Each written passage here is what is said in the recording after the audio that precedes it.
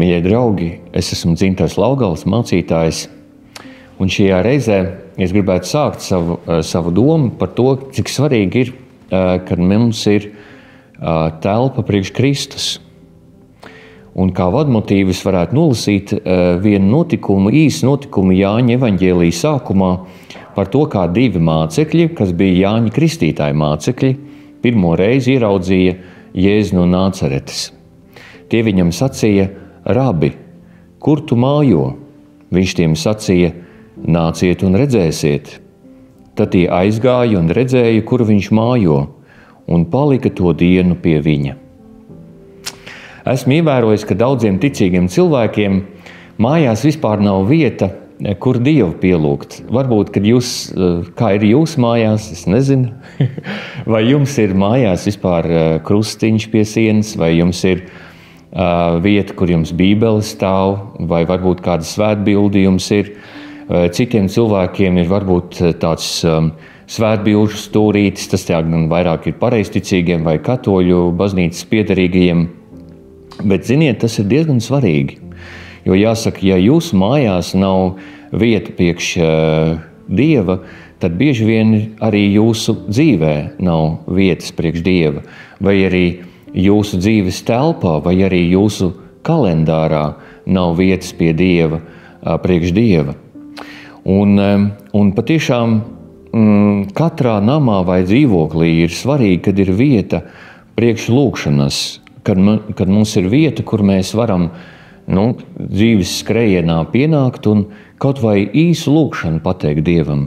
Un varbūt pat, ja jums kaut kur mājā ir kāda ikona pie sienas vai kāda svētbilde, kad jūs ejot garām, uzmetīsiet aci tam sargeņģelim, vai tur ir Kristus, vai tur ir kāds svētais, vai tā ir Dievmāte, tad jums domās jums būs kaut kāds domu uzplaiksnījums, kas saistās ar Dievu.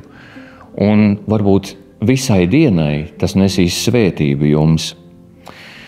Un citreiz pietiek ar krustu pie sienas, kad jūs tā sākat padomāt, varbūt, ka man vajadzētu par šo svarīgo jautājumu manā dzīvē pārunāt ar Dievu. Es varu apstāties un tam veltīt laiku. Un varbūt, ja jūs nevarat aizmigt vakarā, jūs varat piecelties no savas gultas, pieiet pie tās vietas, kur jums ir krusts vai Bībele vai svētbilde, un jūs varat pateikt mūsu Tēvs lūgšanu. Un jūs varēsiet aizmigt, un jums būs labi sapņi, un jums būs viena nakts, kas ir pilnvērtīgi izgulēta. Un es tiešām esmu ievērojis, kad cilvēki arī citreiz iekārto sev vietu, kur tieši viņi var būt prom no savas ģimenes, varbūt, un tas var būt kādos bēniņos, vai arī kādā saimniecības sēkā, vai pat varbūt kaut kur citur, tāda maza telpa, tāda maza cellīte, kur cilvēks var pasēdēt un padomāt par lietām, kas nekad nepāriet. Padomāt par lietām, kas ir ļoti būtiskas un svarīgas. Padomāt par to, kur es esmu savā dzīvē, kur ir Dievs manā dzīvē, kur ir manas dzīves jēga, kā mana dzīve būtu vairāk jēgpilna, kur šajā dzīves brīdī ir Dievs.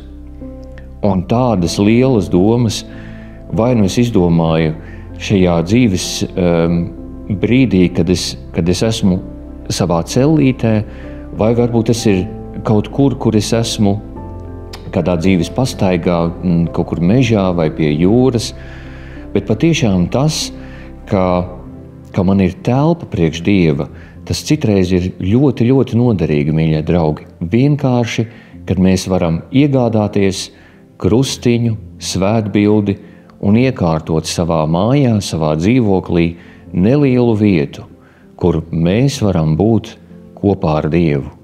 Un tas nesīs svētību jūsu dzīvoklim, jūsu mājai un jūsu dzīvei.